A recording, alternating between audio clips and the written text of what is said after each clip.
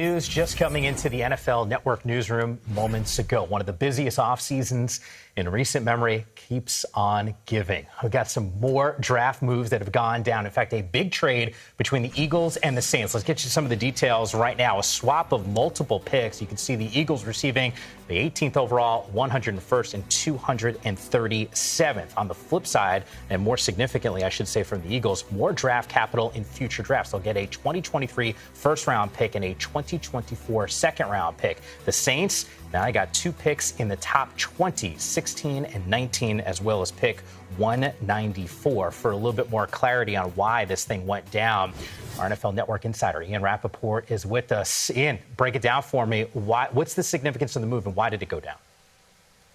No, let's take a look at it from both angles. First of all, for the Philadelphia Eagles, they had 3 first-rounders in this draft, which if they needed a quarterback this year, if they were going to maybe come up, package those picks and take one, that's a lot of ammo to do it. But that is not where the Philadelphia Eagles are right now. They're rolling with Jalen Hurts for this year and then potentially after this year. But we will see, of course, what ends up happening there. They gave themselves options by taking it from 3 first-rounders to just 2 this year. They move a first-rounder to next year. If they need a quarterback in the 2023 draft, they will have plenty of ammo to do what they want with that. So that is the Philadelphia Eagles side of it. By the way, should also mention they now do not have to do 3 fully guaranteed salaries for 3 first-rounders. Really could put a strain on the salary cap.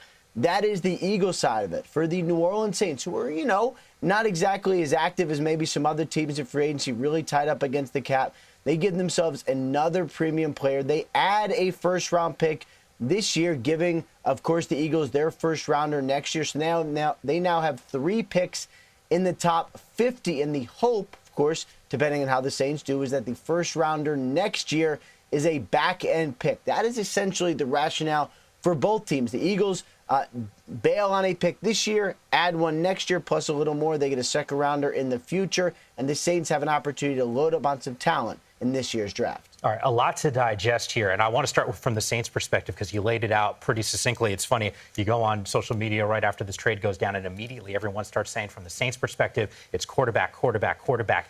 Does that move make sense? Does this move signal the fact that they might be looking for a signal caller? If the New Orleans Saints, who of course have Jameis Winston under contract this year, and then we'll see, if they are going to come up and draft a quarterback, they now have the ammo to do it. That is what we know right now. Are they going to do it? What's going to happen on draft night? How much ammunition is it going to take to move up maybe into the top 5 for a quarterback? And do they need to?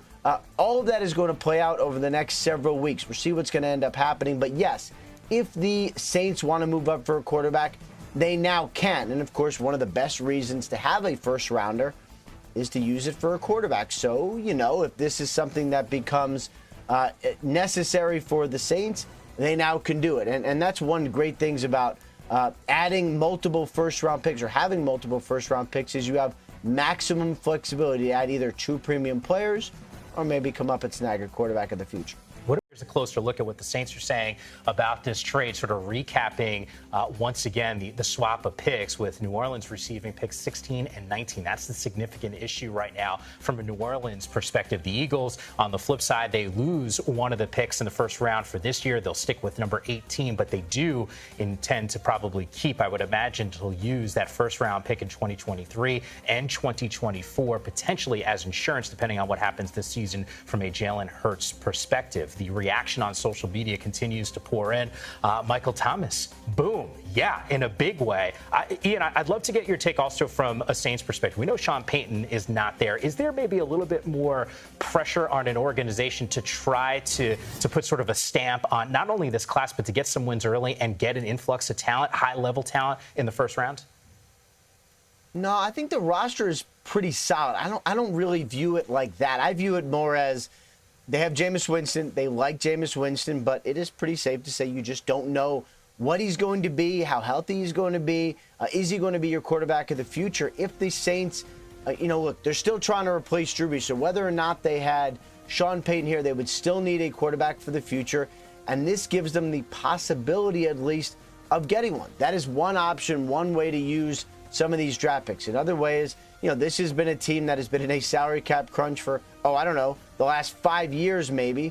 So this allows them an opportunity to get some cheap talent this year. Hard to do any better than draft pick talent. So that's getting another premium player under contract at a very low price, considering, you know, what the price for some of the free agents are going to be. Maybe helps them solve their salary cap issue in the future as they try to get out of this thing, but also be a team that keeps winning and stays competitive.